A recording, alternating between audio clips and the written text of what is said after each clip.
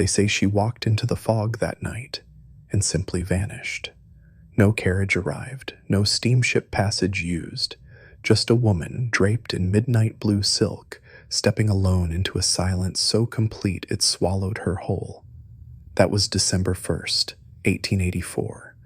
And what followed wasn't just a disappearance, it was a cleansing, a surgical erasure of one of the most powerful women of the Gilded Age. Her name? Isabella Fairmont. A socialite, yes, but not just that. She held sway over senators, whispered into the ears of steel barons, and once dined with a sitting president. And then, nothing, no body, no farewell, just a half-written letter, a ruby brooch left behind, and hotel staff too frightened to speak aloud what they saw that final night. But you're not here for fairy tales. You're here because some part of you senses what this really was, that her disappearance wasn't just scandal, it was sanction. And what was buried with Isabella wasn't a woman. It was a network, a system, a secret architecture of control built into the very mansions that towered over Newport's cliffs. The truth? She found something she wasn't meant to know, and the cost of knowing was erasure. You were never meant to hear this story. Because Isabella Fairmont didn't vanish. She was erased, like ink scraped from the ledger of the elite. The files were sealed, the witnesses paid, and the three families who held the strings made sure no one would ever connect the dots between the woman, the architect, and the hidden rooms built into Newport's wealthiest homes. But the pattern remains. And now, we follow it.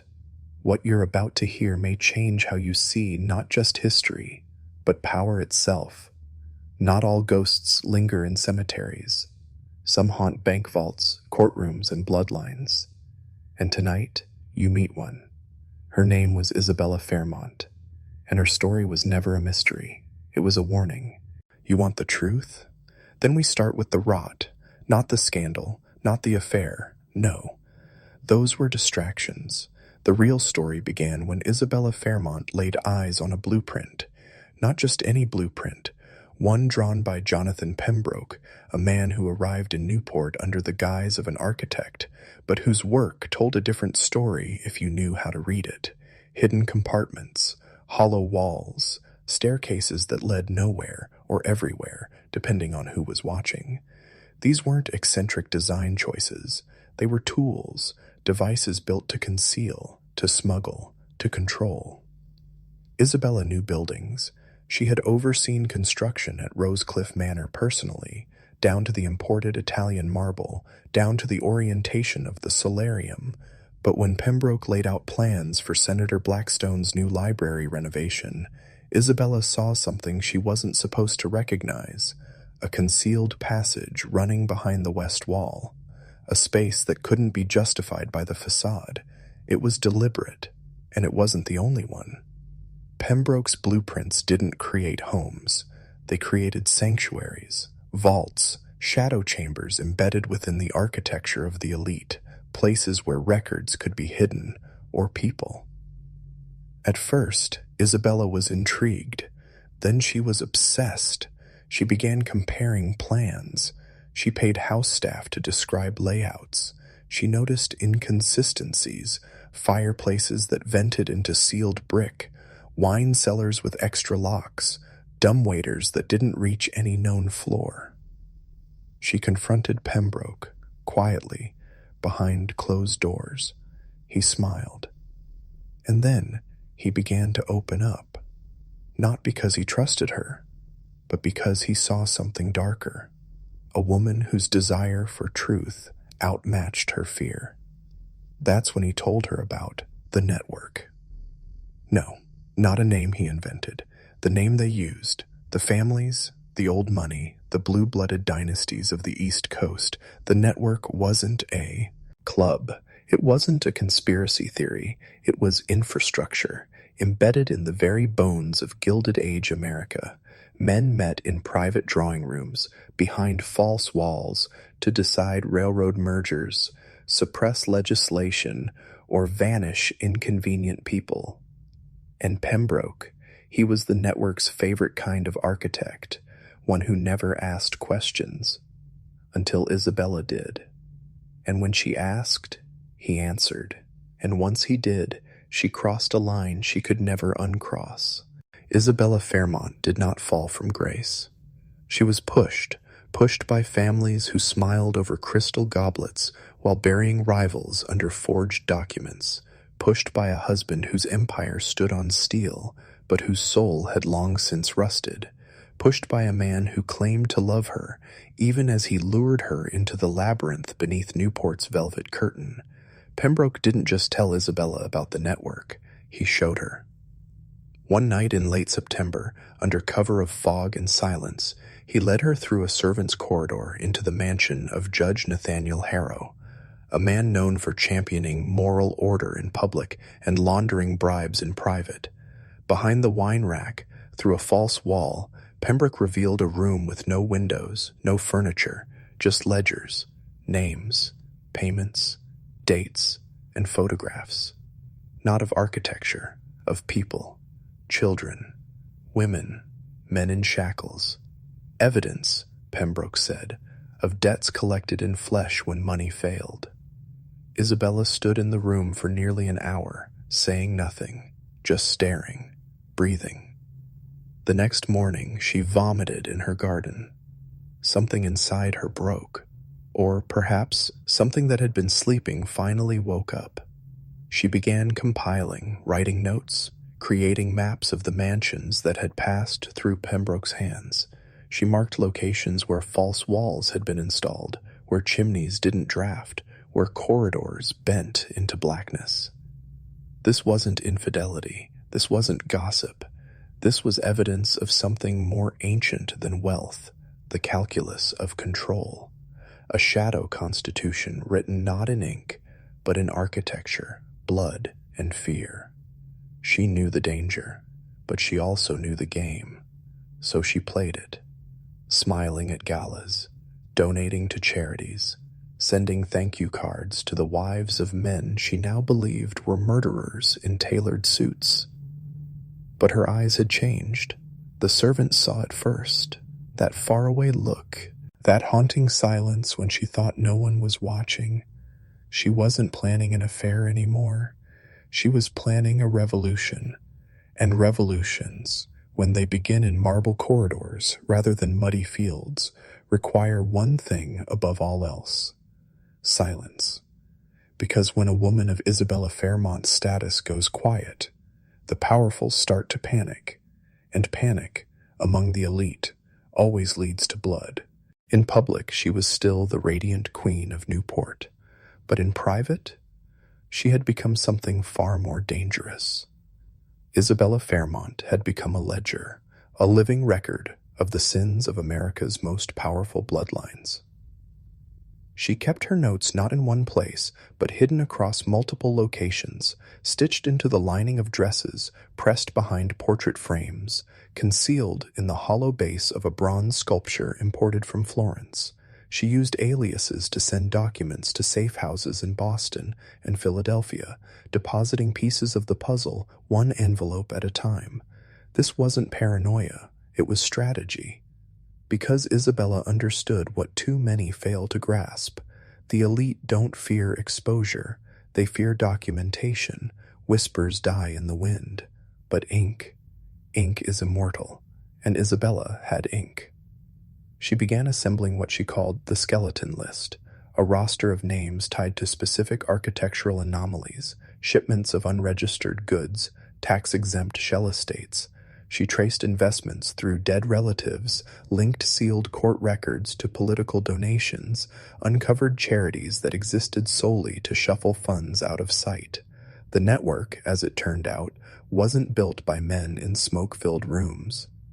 It was built by architects, accountants, maids, clerks, people like Pembroke, people like her. But even as she gathered strength, she made a fatal mistake.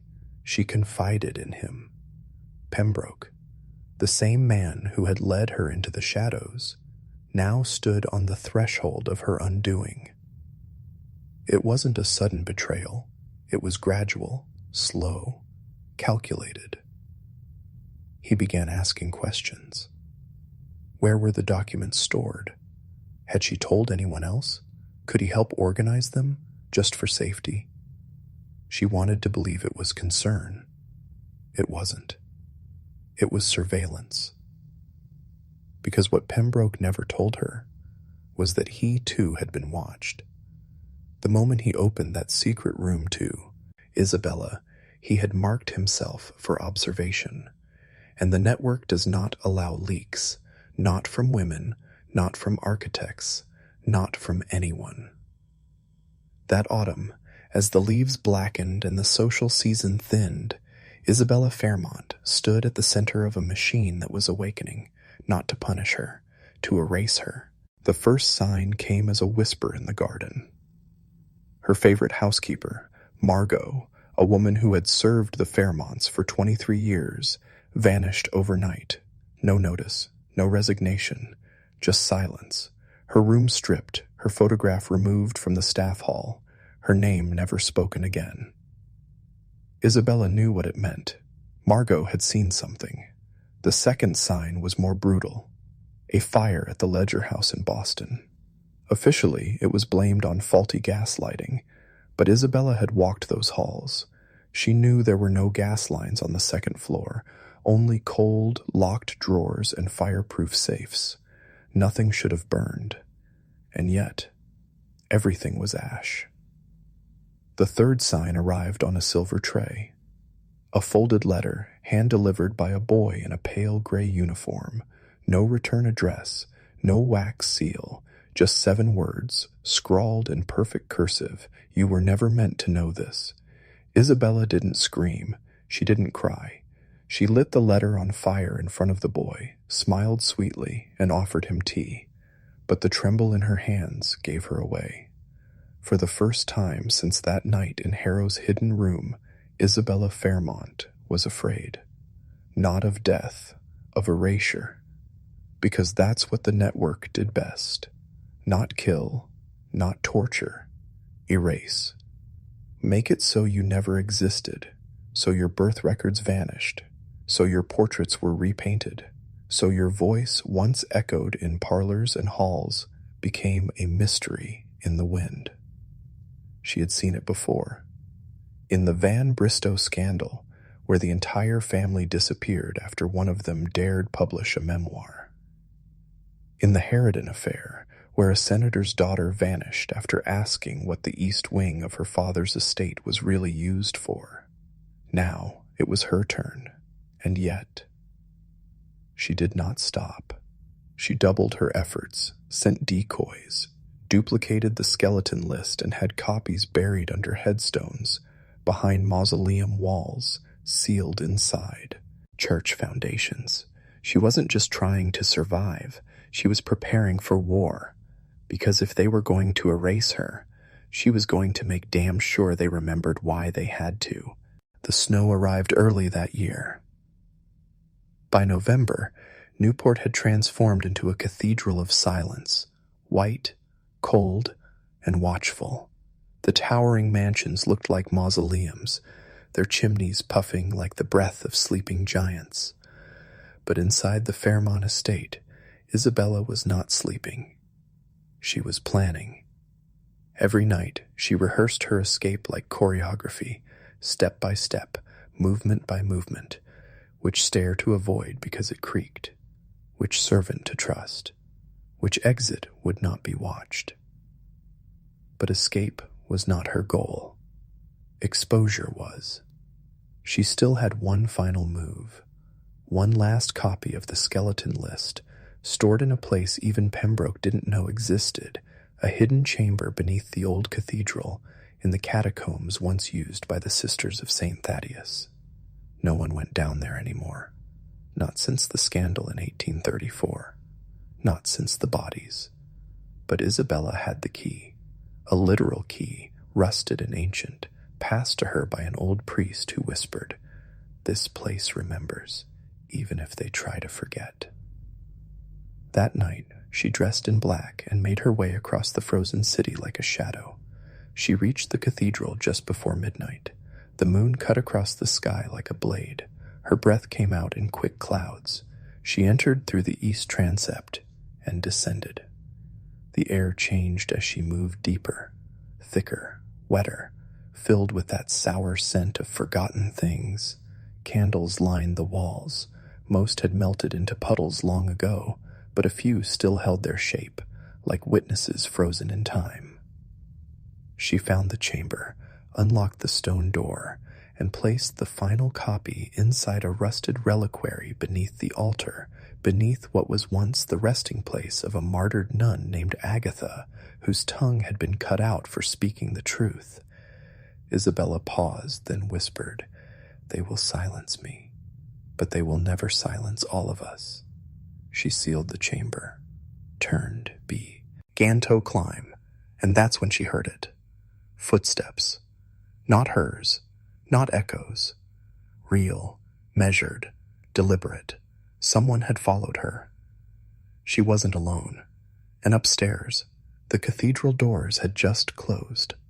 Locked from the outside, the erasure had begun. She didn't run. Not at first.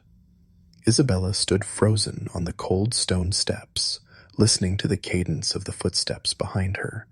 Too slow to be a thief, too confident to be a priest. It was the sound of someone who knew she was there, someone who had waited for this moment. And then, softly, a voice, male, calm, clipped British accent, aristocratic, with a hint of disappointment. "You should not have come here alone, Miss Fairmont." Isabella turned. A tall man stood in the shadows. His coat was military cut, wool, navy blue. His eyes gleamed like glass, not cruel, worse, indifferent. In his hand, he held a small leather case. She recognized it, the same type used by network agents to carry their red-sealed directives. "Do you know what you've done?" he asked. She swallowed. "I've made sure the truth survives." He stepped forward, slow and steady. "There is no truth, Isabella, only what the world is permitted to remember." He opened the leather case. Inside, a syringe, a vial, a small coil of braided wire, memory extraction. She had read about it, rumors mostly. Technology the network used to make people forget, permanently. It wasn't science, it was something older, darker, inherited, not invented. Stolen from monasteries, from warlocks, from things buried beneath cathedrals like this one. He approached. She stepped back. "I've already copied it. You're too late," she lied. But he didn't flinch. "We know. That's why this isn't about the list anymore. It's about you. You're the carrier now." He reached out. And then, clang. The altar door slammed shut behind him. Isabella had pulled the emergency lever, an old security system built by the monks who once feared grave robbers. Now the man was trapped in the reliquary chamber, encased in centuries-old iron. He didn't yell, didn't curse, just smiled. "This changes nothing," he said, Isabella Starr. "Ed through the bars. It changes everything." She ran, through the catacombs, up the spiral stair, out into the frozen cathedral nave. The candles flickered. The stained glass saints watched her pass with hollow eyes. At the door, she kicked until the old wood cracked open. The lock was ancient, rotted. She fled into the night, but as she passed under the church bell, she looked back and saw that the bell rope was moving. Someone else had been there, watching both of them. Not network, not Fairmont, not even human. Something older, something beneath. The bell's slow toll followed her into the frozen streets, not rung by hand, not moved by wind. It rang as if by instinct, by hunger, as if something in the cathedral below had awakened, and now marked its return with sound. Isabella ran. Snow bit her cheeks like needles. Every window she passed stared back like an eye. Every gas lamp flickered low, as if afraid to cast light. The city was silent, but listening. She made it to the waterfront, to the boat she had prepared. It was small, barely more than a lifeboat, but seaworthy enough to reach the outer islands, where the last group of safe contacts still lived. People who remembered, who resisted, who believed. But as she climbed into the boat, something changed. The wind stopped. Just stopped. Not died down. Stopped. The sea, usually churning, was still. Ice crept across the black water in patterns that looked less like cracks and more like writing, like runes etched by some invisible force beneath the surface. She turned, and there he was. Not the man from the cathedral, not Network. Her father, alive, whole, and wrong. He stood on the dock, wearing the same coat he wore the night he disappeared, the same shoes, even the same stitched scar above his left eyebrow from a childhood fall. But his eyes were bottomless, like twin voids, hungry. He smiled. "You did well, Isa. I'm proud of you." She trembled. "You're not him." He stepped forward. "But I remember everything he did. I feel it. His memories, his fears, even his love for you." Her throat closed. She had read about this. A mirroring, a tactic used by the deeper levels of the network, or worse, by what used the network, creatures that didn't break into your life with force, but with familiarity, with comfort, wearing your loved ones like masks. "Come home, darling," it said. She raised her knife, small, silver, the blade passed, down from her grandmother, consecrated steel. It glowed faintly in the presence of the inhuman. He flinched, just enough to confirm it. Isabella didn't run this time. She charged. The thing moved fast, faster than human, but not faster than truth, not faster than purpose. She slashed through its face, its chest. It didn't bleed. It leaked. A black, viscous memory, like ink from a broken library. It collapsed, hissing, and from its mouth, it whispered, "You don't know what you've stolen." Isabella stepped back, breath heaving, and then she saw them, carved into the dock beneath her feet. More runes, glowing, pulsing. She hadn't escaped. She had activated something. In the weeks that followed, the Fairmont family publicly announced that Isabella had vanished at sea. A tragic accident. A mourning period was declared. Bells tolled. Black veils were worn by women who had never even spoken her name. The newspapers wrote of her beauty, her charm, her service to a righteous legacy. But the truth moved quietly. Beneath that fiction, whispers began to surface of someone who survived. Fishermen spoke of a figure seen on the outer cliffs, staring toward Newport with burning eyes. Old women lit candles at crossroads, and one of the sisters at St. Thaddeus, the only one who still remembered Latin, received a letter. No stamp, no signature, just a symbol, a black key crossed with a withered tongue. Inside the envelope was a single line, scrawled in blood. "She lives, and the list lives with her." Far from Newport, in the ruins of an abandoned observatory on Widow's Island, Isabella waited, healing, planning, writing. The reliquary copy of the skeleton list had been only one. She had begun carving another, this time into iron plates, immutable, heavy, unburnable. And she was no longer alone. A network was forming, not the network, the reversal. It included outcasts, defectors, and survivors, those once discarded by the elite machine, now turning back to face it. Among them, a former Jesuit cryptographer, a mute nun who remembered too much, and a deaf boy who could read lips better than God could read prayers.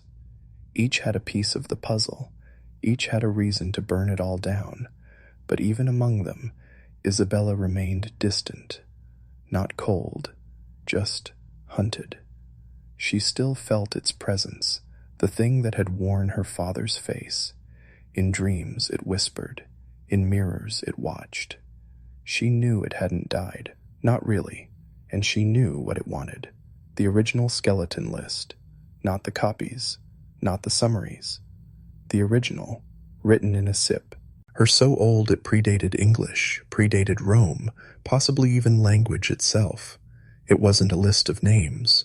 It was a map, a blueprint for the preservation of power across death, transference of influence from bloodline to bloodline, hidden behind politics, religion, finance, and even philanthropy, and Isabella had stolen it, buried it, encoded it within herself, tattooed the final coordinates into the underside of her own scalp, each number etched with fire and bone ink.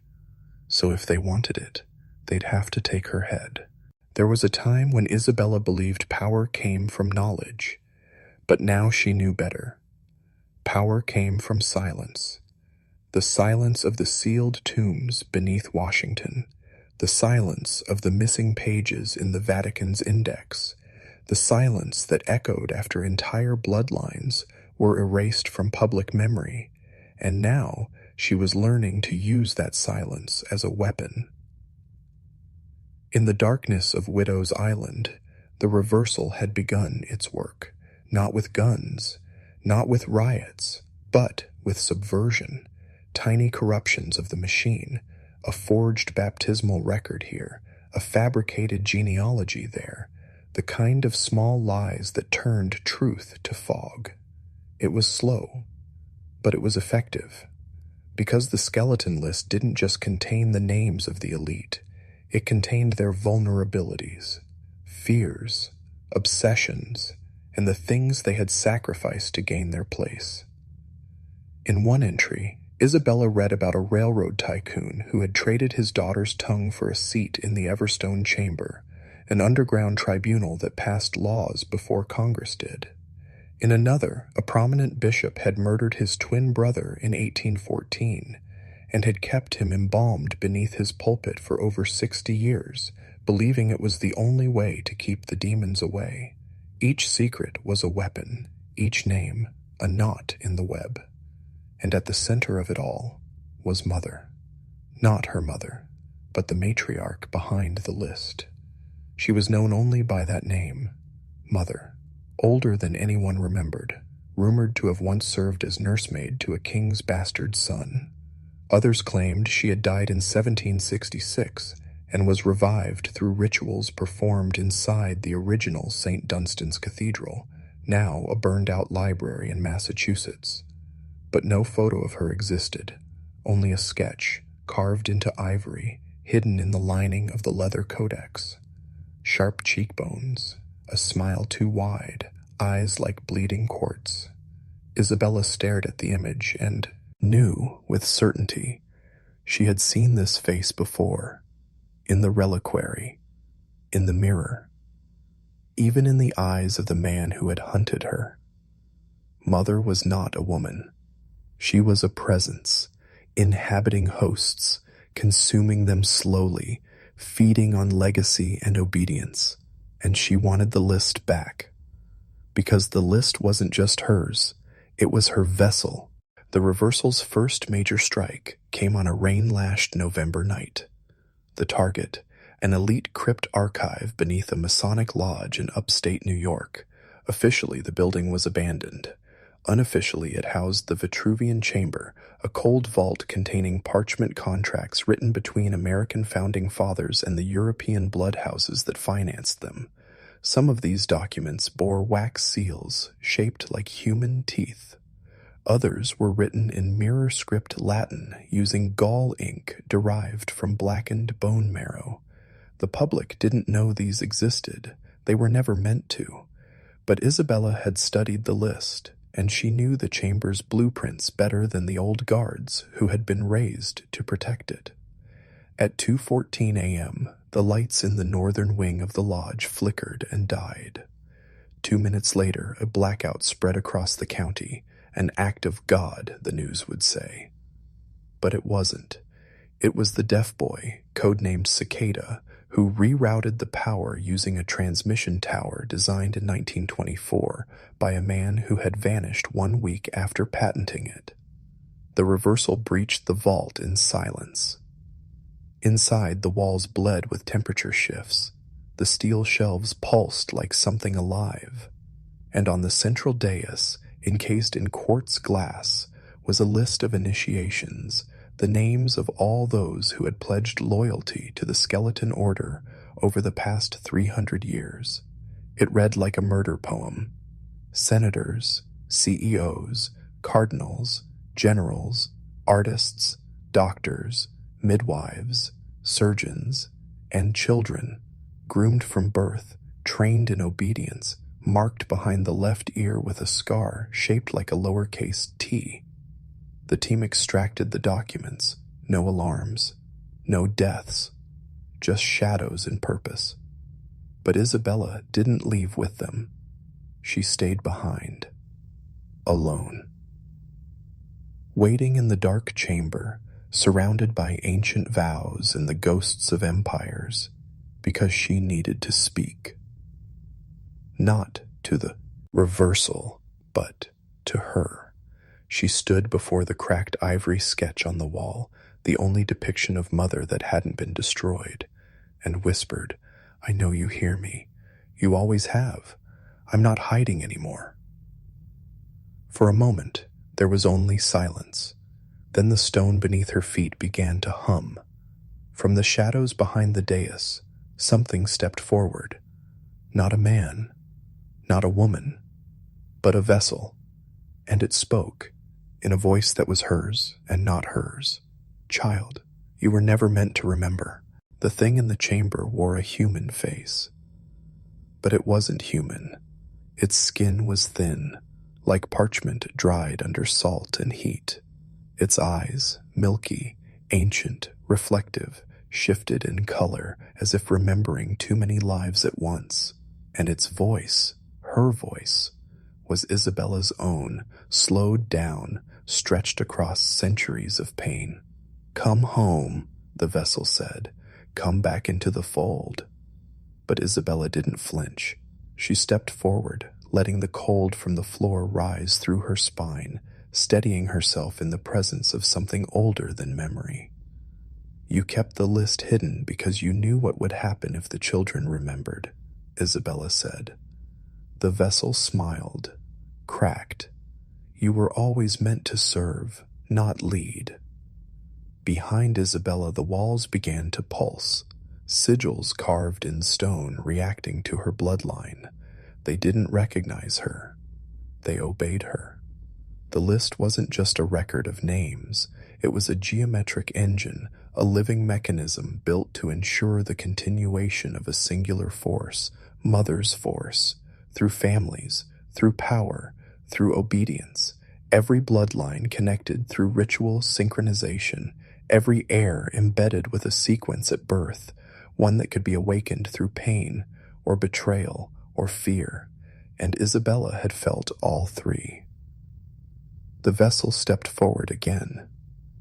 "You don't understand what you carry," it said. But she did. Because the final truth was now clear. The skeleton list wasn't just a list of elites. It was a map, a blueprint, a resurrection protocol. Each generation, Mother required 12 hosts. Each name checked on the list wasn't a death sentence. It was an invitation. And Isabella's name had been on the list since 1789. They had simply waited for her body to ripen, to awaken. But she had rewritten the code. The reversal wasn't just rebellion. It was corruption of Mother's mechanism, of her design. "I'm not your Tao, Victor," Isabella whispered. "I'm your error." The vessel screamed, not in rage, in recognition, because for the first time in centuries, Mother had made a mistake, and the girl she thought was just another vessel was the one thing the skeleton list had never accounted for. The Vatican letter was written in iron gall ink, sealed not with wax, but with flesh, a scrap of embalmed skin embossed with a crest no modern archivist could identify. Inside, Isabella found instructions, not prayers, not pleas, but a ritual, one that had not been read aloud since the infant massacre of the Montfort Bastard, 1622. Each line translated into something unholy: genetic triggers, behavioral conditions, sacrificial timing, and the phrase repeated over and over: "The womb shall close the circle." The instructions detailed how to ensure the reemergence of the child, the monster, bred from lineal collapse and spiritual cannibalism, not bred by accident, bred on purpose. Inbreeding wasn't just a side effect of royal arrogance. It was a design tool to fold genes inward until what was divine no longer resembled humanity at all. And now Isabella understood why her family feared her blood. She wasn't the final product. She was the last contaminant. The ritual required her elimination, not because she failed to follow the legacy, but because she carried a gene not from the father. Isabella wasn't the queen's legacy. She was the result of a hidden union, a bastardization that broke the perfect circle. And yet, here she stood, alive, unwilling to be sacrificed, unwilling to birth a new monster. Suddenly, the candle flames in the underground chamber changed color, burning cold blue.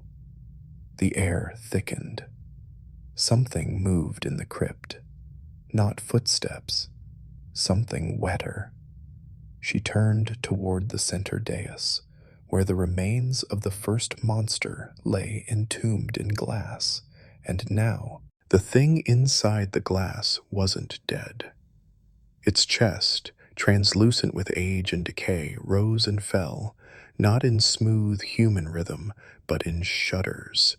Each breath sounded like wet silk torn from bone. Isabella stumbled backward, her lantern shaking. A century-old tomb, and it still breathed. But it wasn't fully awake. Not yet. It needed a trigger, a blood offering, the final link in a genealogical chain forged over 400 years. She ran. The tunnel twisted. Torches flickered out one by one as though the thing behind her was drinking the light. But no screams came, no roar. Only a faint voice, her mother's voice, whispering from the walls. "Finish what I began. Let the monster be born right." The truth crashed into Isabella like ice water down the spine. Her mother wasn't a victim. She had volunteered. She had studied the ritual, memorized the sacred bloodlines, planned the conception. Because she believed the monster was a god, not a mistake. Isabella was never meant to survive her childhood, but she did. Because something had gone wrong. The ritual had been interrupted, and now the blood that should have been spilled at birth was still inside her, ripening. She was not just the key to awakening the monster. She was the mother seed, and the Vatican had known all along. Their silence wasn't ignorance, it was fear. Deep in the catacombs, the walls began to hum, low, reverent, like Gregorian chants from the throat of a dead monk. The ritual had already begun. Isabella's very heartbeat was the incantation, and when she looked back at the coffin, the monster was gone. But the tomb was still open. Above ground, the palace was silent. The staff were gone, doors wide open. No blood, no bodies, just absence, as if the building had been emptied in prayer. Isabella emerged from the hidden stairway, panting, hands trembling, unsure whether the ritual had ended or only begun. The portraits on the walls, generations of monarchs, popes, princes, had melted, not physically, but historically. Names were smudged, birth years changed, Some eyes now looked directly at her, mouths curled into grim little smiles. It was as if the lineage itself had shifted. Reality had corrected itself, repositioning Isabella as the final bearer of a cursed perfection. And somewhere in the palace, the monster now walked. She found its trail in the nursery hall, crushed tiles, black slime, shredded silk, and etched into the wall in something brown and smelling of copper was a message: the royal womb will open again. Suddenly, memory pierced her like a blade. She remembered being 5, waking up in a saltwater bath, her mother chanting, a dead bird sewn into her nightgown, and the whispered promise, "You'll carry our God if the others fail." She hadn't remembered it until now, because it had been buried, sealed by Vatican doctors. Isabella wasn't just a girl born of royal inbreeding. She was part of a parallel experiment. The womb of the queen wasn't the only sacred vessel. There had been others, hidden daughters, surrogate vessels scattered across the old kingdoms. Most of them had died in infancy.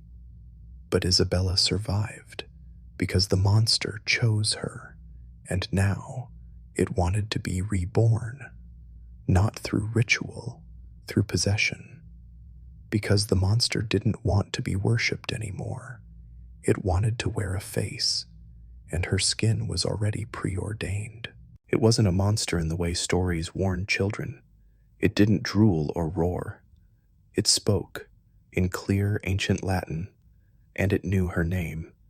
"Isabella, daughter of the line, your body remembers me." She turned slowly. Behind her, where there had once been a hallway, stood a boy, 10, maybe 11, pale, regal, wearing a moth-eaten coronation robe. But his eyes were not a child's eyes. They were deep, jet black, the kind seen in medieval icons, staring across centuries. "I was born once in a hidden womb beneath Avignon, buried again by papal decree. Now I return, because your blood called me back." Isabella backed away. Her mind reeled. The monster wasn't a creature. It was a consciousness, passed from vessel to vessel, through incest, through ritual, through willing sacrifice. The child's voice grew sharper. "You were meant to accept me at 13, but the church intervened. They stifled the bloom." He moved closer. "Now, I will finish it, and you will be more than queen. You will be mother of the old world restored." Isabella clenched her fists. She remembered the Vatican scrolls, the warnings, the failed experiments. She wasn't a mother, she was a gate, and if she allowed the gate to open, every royal crypt in Europe might crack wide. Thousands of preserved, mutated fetuses, half-born things, suspended in amniotic crosses. They would awaken, one by one, because the bloodline had been reignited, and Europe would fall under a new crown. Isabella ran, down spiraled corridors of polished stone, through once forbidden chambers sealed since the 1400s.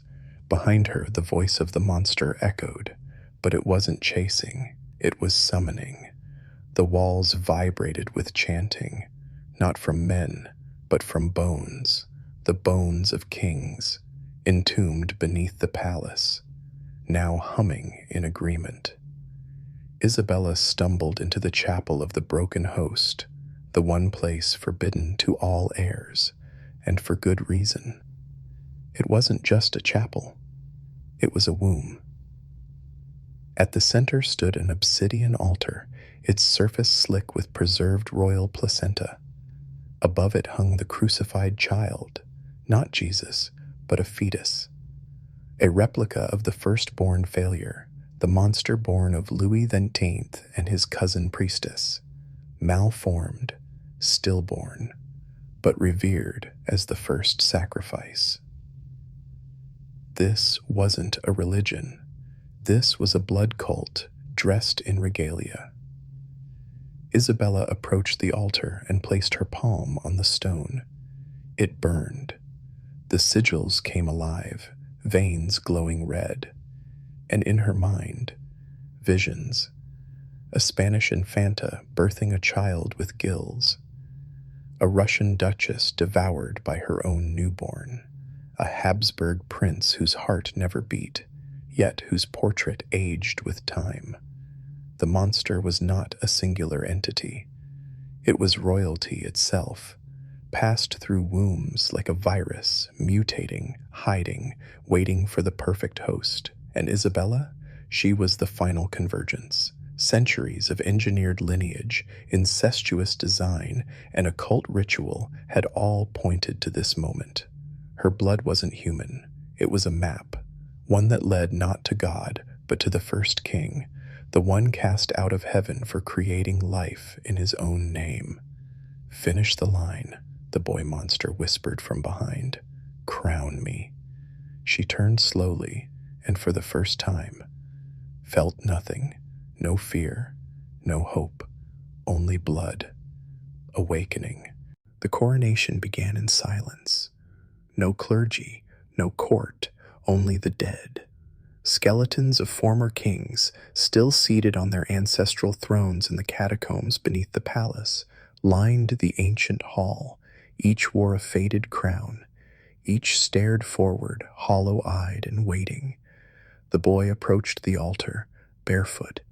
A halo of rotten roses bloomed above his head. Isabella followed him.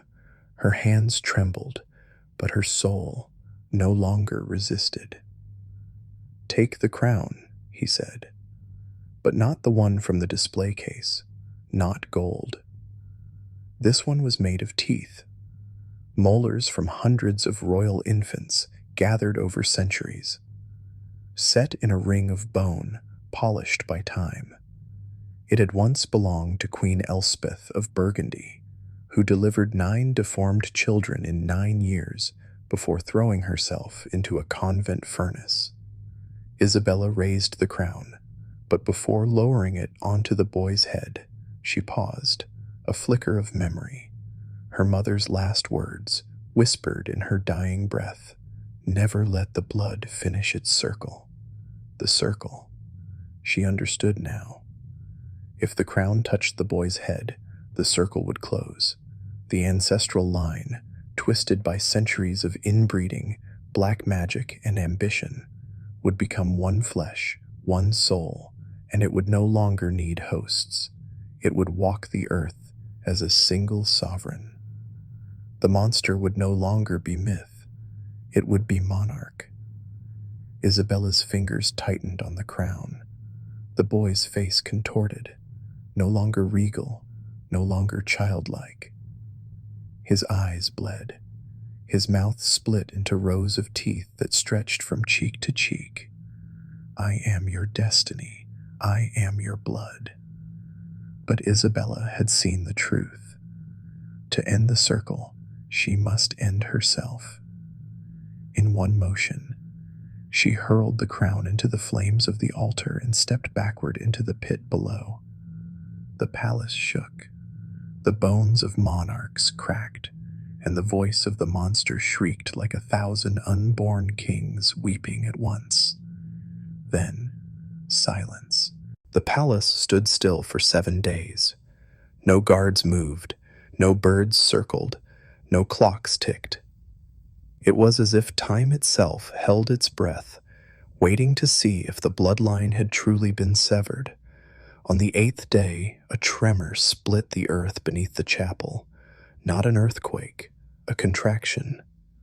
From the pit where Isabella fell, something rose. But it was not the boy, and it was not her. It was a hybrid, forged in defiance, the aborted line trying to complete itself. It had her face, his eyes, and something older still, a third inheritance. The ancient serpent kings whispered of it in the Codex Apocrypha. When the womb denies the crown, the flesh shall find another path. The creature climbed into the royal nursery, where centuries of portraits lined the walls. Each face bore the same nose, the same lips, the same hollow gaze. It looked at them, confused, then furious. It ripped the paintings off the walls one by one, stuffing them into its mouth like scrolls, consuming the past as if trying to rewrite its own lineage. Then it sat and waited. It wasn't hungry. It was pregnant. No one knows who or what fertilized it. Perhaps a spirit, perhaps the will of the throne itself. But from that moment on, the line began again. Modern royals never speak of Isabella. Her name is erased from the record. The chapel is sealed under 12 feet of concrete, but those who study the bloodlines in secret, the heraldic archivists and occult genealogists, they know there's something wrong with today's monarchs. Their blood tests don't match. Their genealogies are off by one.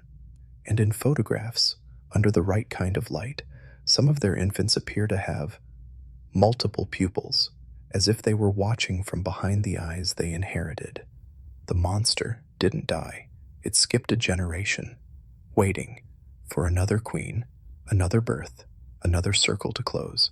They say the line was purified, that genetic science scrubbed away the madness, that modern monarchs are merely ceremonial, bloodless figureheads, symbolic relics of an age long past.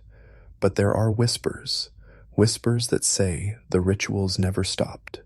They simply moved deeper underground, beneath Balmoral, under Chateau de Vincennes, inside the Black Library beneath Mount Wittenberg, a sealed vault guarded by silence and spiders the size of skulls. Inside that vault lies the ledger of misbirths, a handwritten tome bound in stitched umbilical cords, each entry written in royal blood. It documents every child born and buried before the public ever knew they existed. Some were eyeless, some were covered in scales. Some spoke ancient tongues in the womb. These children were never mistakes. They were attempts. The bloodline wasn't just preserved. It was cultivated, designed to birth something, not entirely human, something worthy of worship. An emperor of flesh and bone, with a mind older than the stars and a will that does not end at death. Royal watchers, secret societies that monitor the genealogies of elite bloodlines, believe this. Every so often, a monarch disappears, not due to illness, not to scandal, but to merge. They are taken, body and soul, into the hidden sanctum where the monster waits, now a pulsing, breathing, massive embryo kept in stasis. Each offering makes it stronger. Each century brings it closer. The last page of the ledger remains blank, except for one line. When the crown has fed on 12, the throne shall rise on its own. 12 offerings. So far, 11 are accounted for. And the 12th, some say she is already born. Not in a palace, but in a secret ward of a Swiss clinic where the nurses speak in coded dialect and the cameras feed directly to an underground cabal, a girl, quiet, unblinking.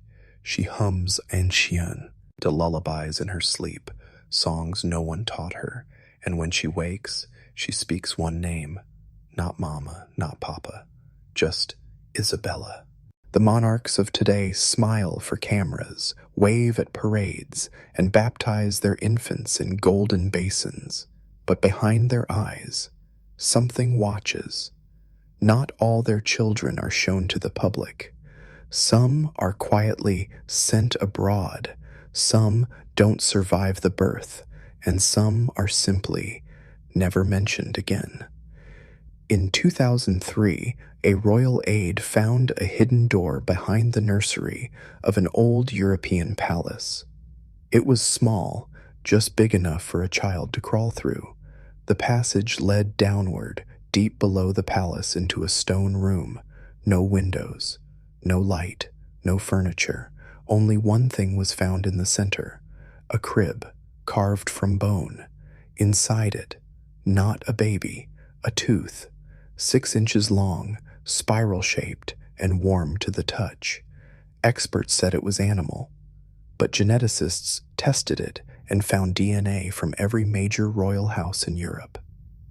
Even extinct lines. It pulsed, it hummed, and when placed near the portraits of dead monarchs, it made them cry blood. The royal family sealed the room. The aide was declared mentally unfit, and the incident was scrubbed from the press. But rumors leaked. Archivists whispered of the crown below, a second monarchy, older than the thrones above, ruling not by law, but by blood, right, and metamorphosis. It's said that each time a royal child is born, they are presented before the crown below. If it nods, the child lives. If it turns, the child vanishes. Isabella's monster never died. It simply rooted itself into the foundations of monarchy, a parasite or the true heir. That question is still debated among the hidden clergy who serve it. Some believe the monster is the future, others that it is the end of all human bloodlines, a final step in royal evolution where the body is only a shell and the crown wears the head. And the girl in the Swiss clinic? She is being groomed, not to be queen, but to be devoured. Because the 12th must be worthy, a vessel not just for a bloodline, but for a god. The girl's name was Anna Marie, only 11, bright, curious, royal. But she didn't know what kind of royalty she truly was, born of frozen eggs extracted from the last known descendant of Isabella. Fertilized in secret, implanted into a surrogate with no memory of the pregnancy. She had no birth certificate, no nationality, no father, only guardians in white who called her Your Eminence when she wasn't listening. In the Swiss clinic, she was taught languages by age 3, taught silence by 5. And by 6, she was made to bathe in something thicker than water once a month, inside a silver tub marked with ancient symbols. They told her it was tradition. They told her it was healing. But each time she emerged, her reflection shifted slightly. Her jaw looked more angular, her spine longer. Her shadow no longer moved when she did. She began having visions. Dark halls, men kneeling, and always the same child in crimson robes, whispering, "Soon, sister, soon we will be one again." One night, she found a room in the clinic she'd never seen. It was locked from the outside. Inside, 13 mannequins dressed in different royal gowns, but one was still warm. Its eyes were real. She ran. The doctor stopped her gently and said, "You are not the first Anna Marie. You are the 12th shell."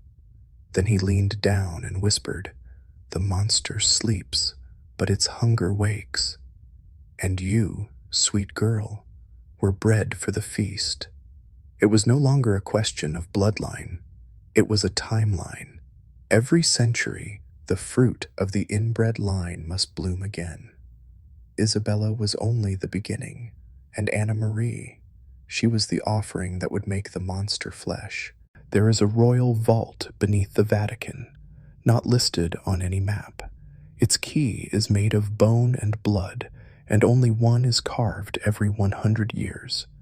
Inside, there is no gold, no relics, no scripture, only a cradle, ancient and cracked, shaped not for a child, but for something that slithers. According to forbidden papal records, the cradle was once kept beneath Queen Isabella's bed. She whispered to it, sang to it, and when her son was born, she laid him in it. He didn't cry, he howled, and from that night forward, Isabella no longer slept. Historians speak of her madness, her ravings, her guilt. But the clergy who guard the vault know another tale. That Isabella was not insane. She was a mother in mourning, not because her child died, but because her child survived. The creature was hidden, trapped, fed by servants whose tongues were removed. Every generation, a daughter was selected, a vessel pure enough in bloodline, warped enough in DNA, to carry its next form. Some died in the womb. Some were born malformed. But once in every century, one survives, and that's when the feeding rite begins. It is said the monster cannot be killed, only transferred, from child to child, body to body, each one more perfect than the last. Anna Marie is the final vessel. Her dreams now echo with chants in dead languages. She's grown cold to touch, and her eyes, once blue, now flash crimson in photographs. Doctors call it a disorder. The clergy call it a prophecy. When the 12th shell cracks, the crowned beast shall rise again, and not even God shall recognize the throne it takes. The clinic has sealed its upper floors. No more staff enter. No more guards patrol. Only the nurses remain, dressed in red, singing lullabies to something behind a locked steel door. And when Anna Marie finally opens it, she won't walk through as a child. She'll step forward as heir to something older than kings, older than men, and older than mercy. The final hours before the coronation are silent. No drums, no choirs, no crowds, just a room of stone, filled with flickering candlelight, soaked in the scent of myrrh and blood. Anna Marie stands alone in the chamber. The dress they've wrapped her in isn't cloth. It's made of woven hair taken from the mummified queens before her. On her forehead a crown is lowered, not gold, not silver, but ivory, carved from the spinal column of her great-grandmother's twin, the one who died in utero and was never buried. As it touches her skin, a change begins, not physical, but ancestral. The air thickens, walls sweat. The paintings of former monarchs twist and melt, their eyes turning inward as if in shame or submission. The doctors watching behind the two-way glass vomit. Some fall to their knees. One claws at his own face, whispering, "I see her. She's inside me now." Anna Marie doesn't move. Her eyes remain open, unblinking. "You called me a girl," she says without voice. "But I am not a daughter. I am the 12th and final son, dressed in silk to fool the world. The bloodline is complete." And then she laughs. But it's not her laugh. It's Isabella's.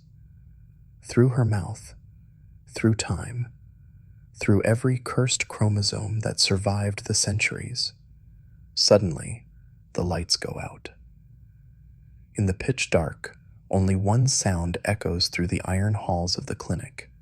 A heartbeat, massive, ancient, not human. And it's not coming from Anna Marie. It's coming from below her, beneath the room, beneath the building, from the ossuary, where bones that should never have been buried have begun to move. The cradle has cracked. The final vessel has taken root, and the thing buried for 800 years begins its return to the surface, not as a child, but as a king without name, body, or mercy. The coronation began in silence. No clergy, no court, only the dead. Skeletons of former kings, still seated on their ancestral thrones in the catacombs beneath the palace, lined the ancient hall. Each wore a faded crown. Each stared forward, hollow-eyed and waiting. The boy approached the altar, barefoot. A halo of rotten roses bloomed above his head. Isabella followed him. Her hands trembled, but her soul no longer resisted. "Take the crown," he said, "but not the one from the display case, not gold. This one was made of teeth, molars from hundreds of royal infants gathered over centuries, set in a ring of bone, polished by time. It had once belonged to Queen Elspeth of Burgundy, who delivered 9 deformed children in 9 years before throwing herself into a convent furnace. Isabella raised the crown, but before lowering it onto the boy's head, she paused, a flicker of memory. Her mother's last words, whispered in her dying breath, "Never let the blood finish its circle." The circle. She understood now. If the crown touched the boy's head, the circle would close. The ancestral line, twisted by centuries of inbreeding, black magic, and ambition, would become one flesh, one soul, and it would no longer need hosts. It would walk the earth as a single sovereign. The monster would no longer be myth. It would be monarch. Isabella's fingers tightened on the crown. The boy's face contorted, no longer regal, no longer childlike. His eyes bled. His mouth split into rows of teeth that stretched from cheek to cheek. "I am your destiny. I am your blood." But Isabella had seen the truth. To end the circle, she must end herself. In one motion, she hurled the crown into the flames of the altar and stepped backward into the pit below. The palace shook.